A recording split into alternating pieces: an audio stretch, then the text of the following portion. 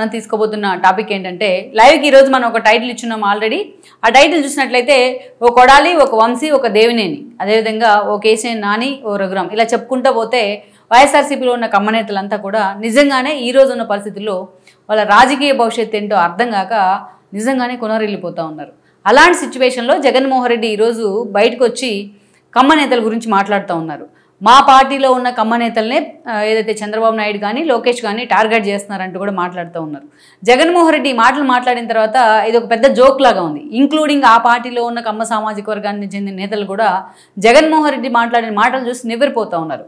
ఈరోజు కమ్మ నేతలందరినీ, ఎస్పెషల్లీ కమ్మ సామాజిక వర్గానికి చెందిన నేతలందరినీ కూడా తన పార్టీలో ఉన్నవాళ్ళు, ఇతర పార్టీల నుంచి ఎస్పెషల్లీ టీడీపీ లాంటి వాటి నుంచి వచ్చిన వాళ్ళు, అలాంటి వాళ్ళందరినీ కూడా ఒక విష ప్రచారానికి వాళ్ళని వేదిక చేశారు జగన్మోహన్ రెడ్డి.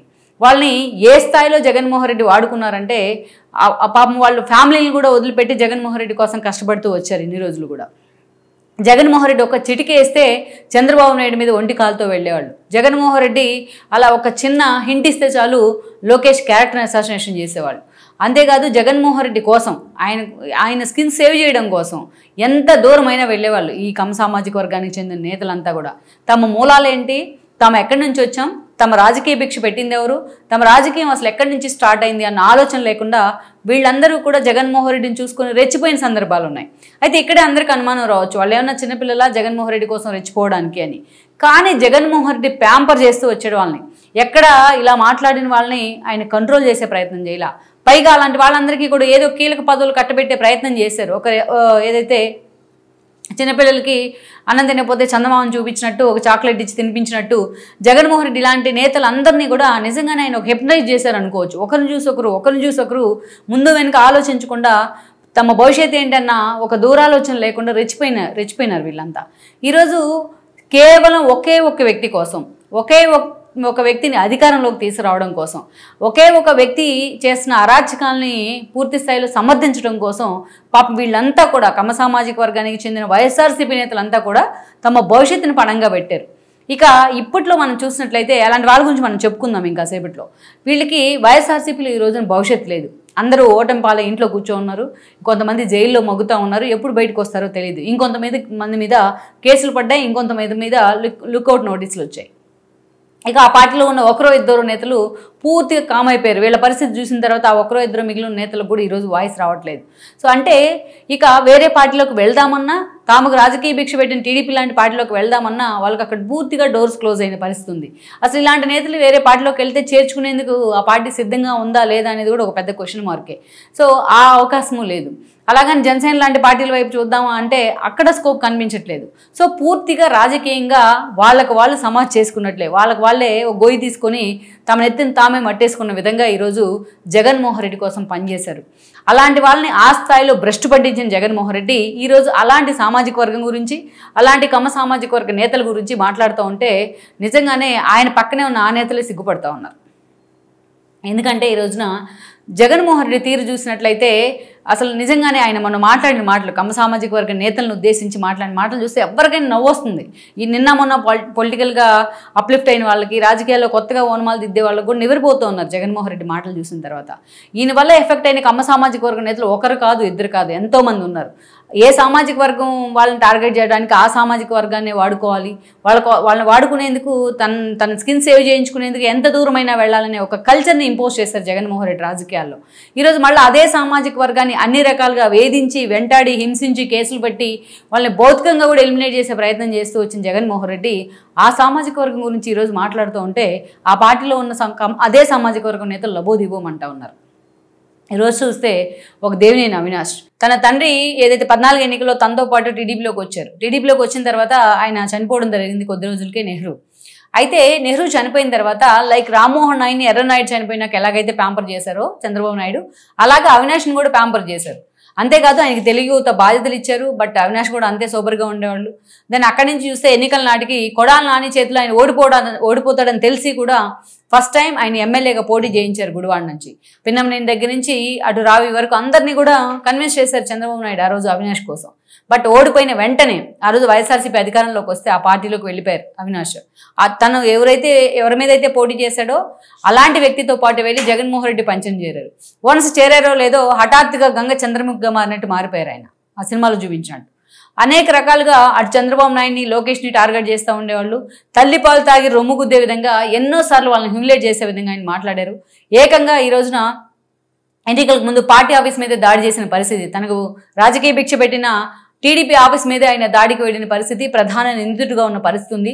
ఈరోజు విదేశాలకు వెళ్లాలంటే ఆయనకు లుకౌట్ నోటీస్ ఇచ్చి రేపో మాపో అరెస్ట్ అన్న ప్రచారం జరుగుతోంది. ఆయన నిజంగా అరెస్ట్ అయితే వంశీలాగో ఈరోజు ఆయనకి రాజకీయ భవిష్యత్తు ఏంటా అనేది $1 మిలియన్ ప్రశ్న. అదేవిధంగా కొడాలి నానిని చూసినట్లయితే ఎన్నోసార్లు ఆయన హిస్టరీ చెప్పుకున్నాం.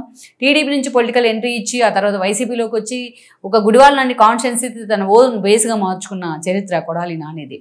అయితే టీడీపీలో ఉన్నన్ని రోజులు ఓ మాదిరిగా ఉన్నారు ఆయన. ఎన్టీఆర్ లాంటి వాళ్ళ కారణంగానే ఆయన టికెట్ వచ్చింది. వన్స్ వైసీపీలోకి వెళ్ళిన తర్వాత ఎగైన్ మళ్ళీ ఆయన కూడా గంగ చంద్రముఖిగా మారినట్టే మారిపోయారు. అసలు కొడాలి నానిని జగన్మోహన్ రెడ్డి వాడుకున్నట్టు ఏ కమ్మ సామాజిక వర్గ నేతనే ఆయన వాడుకోలేదంటే అతిశయోక్తి కాదు ఆల్మోస్ట్. ఎందుకంటే వీళ్ళందరికంటే కొడాలి నానినే సీనియర్ వైఎస్ఆర్సీపీలో.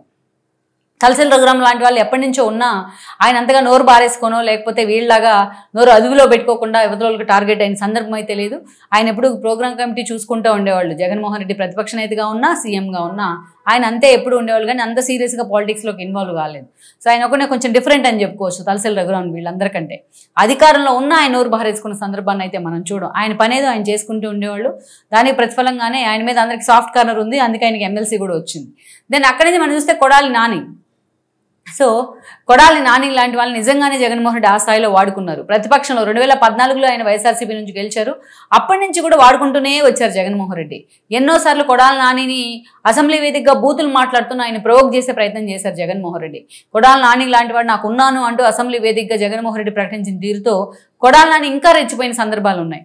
19లో పార్టీ అధికారంలోకి వచ్చింది, 151 సీట్లు వచ్చాయి జగన్మోహన్ రెడ్డికి. ఆయన సీఎం అయ్యారు. కొడాలి నాని 4వ ఎమ్మెల్యేగా గెలిచాడు. అందుకని కొడాలి నాని మంత్రి అయ్యారు. ఇక అడ్డు అప్పు లేకుండా పోయింది. ఆ రకంగా ఏదైతే చంద్రబాబు నాయుడిని లోకేష్ని టార్గెట్ చేసే విషయంలో ఒక బూతుల్ని తెర మీదకి తీసుకొచ్చారు ఆయన. ఆ బూతుల్ని ఎండార్స్ చేస్తూ మాట్లాడేవాళ్ళు. మంత్రిగా తన శాఖ ఏంటి, ఆ శాఖ పనితీరు ఏంటి అనే విషయాల కంటే తాను ఈరోజు ఎన్ని బూతులు మాట్లాడాను, రేపు ఇంకెన్ని కొత్త బూతులు ఇంట్రడ్యూస్ చేయాలనే దాని మీద నాని ఫోకస్ పెట్టేవాళ్ళు. అలా తాను డిగ్రేడ్ చేసుకునేవాళ్ళు ఆయన. అసలు ఇలాంటి వ్యక్తులను ఆ ఫ్యామిలీ మెంబర్స్ ఎలా భరించారా అని కూడా జనం కూడా వాపోయిన పరిస్థితి అయితే ఉంది. టీవీలో కొడాలి నాని వస్తుంటేనే బూతులు మంత్రి అని టీవీలు కట్టేసిన పరిస్థితిని కొని తెచ్చుకున్నారు ఆయన. అంత అసహ్యంగా బిహేవ్ చేశారు కొడాలి నాని. మంత్రి పదవి నుంచి తను పక్కన పెట్టిన తర్వాత పొగరు తగ్గిందని అందరూ అనుకున్నారు.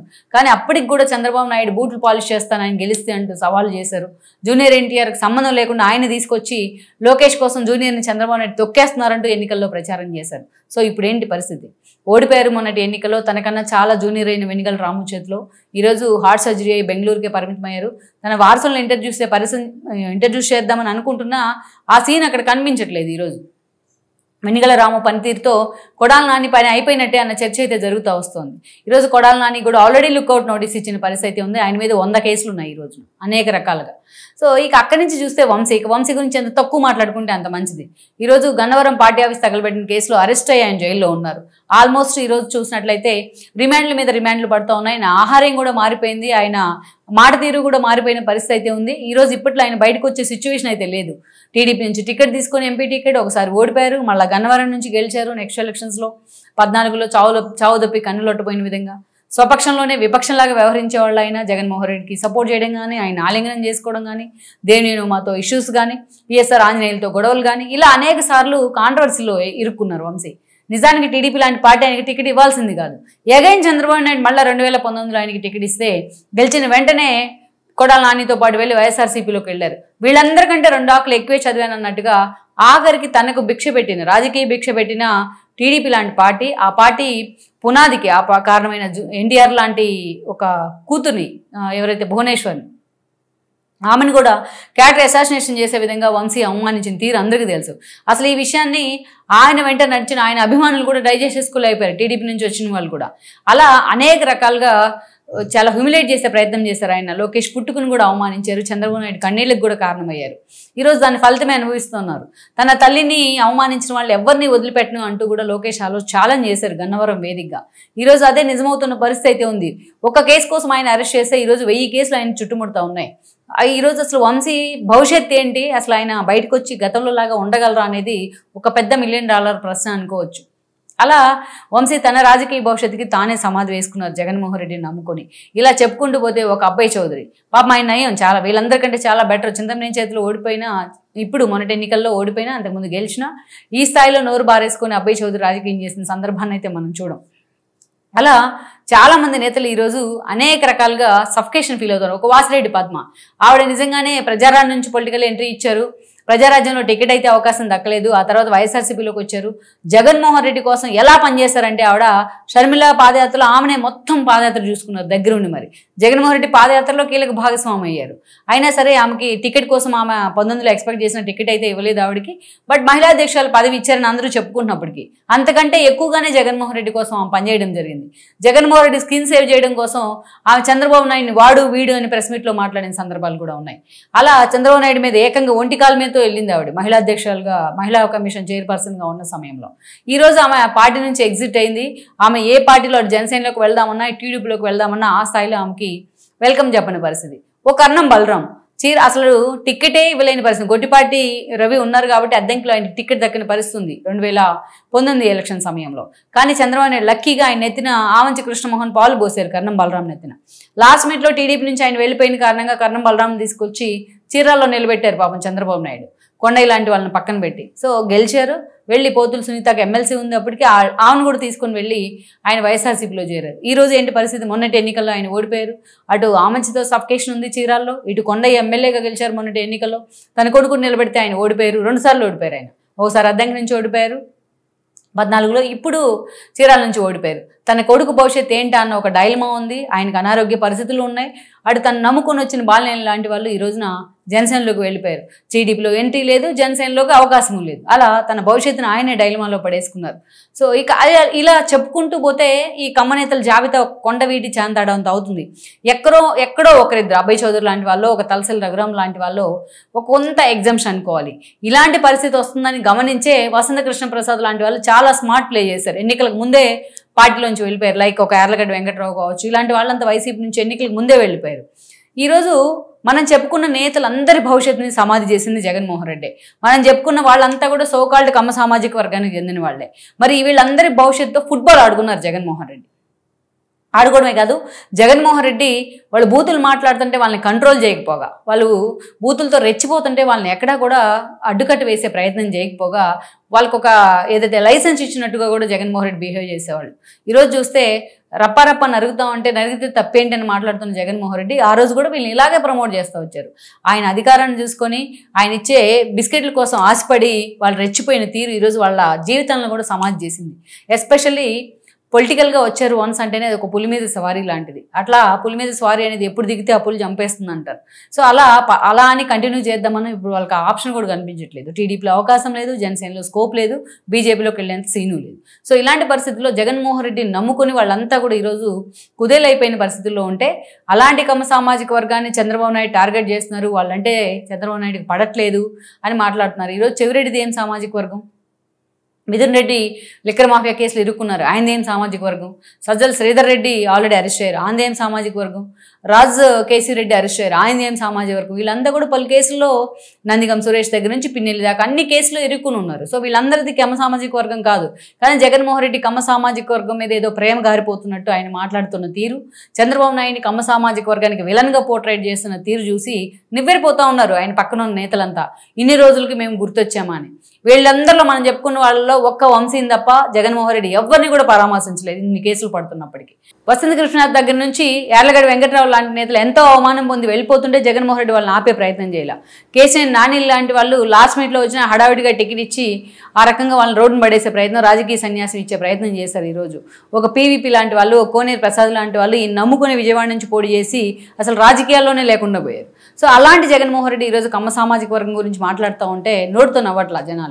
మరి వీళ్ళంతా కూడా ఈరోజు ఈ స్థాయిలో వీళ్ళ భవిష్యత్తును కూడా గంగలో కలిపేసి ఈరోజు కమ్మ సామాజిక వర్గ నేతల గురించి, కమ్మ సామాజిక వర్గం గురించి మాట్లాడే అర్హత జగన్మోహన్ రెడ్డికి లేదని మనం చెప్పుకోవచ్చు.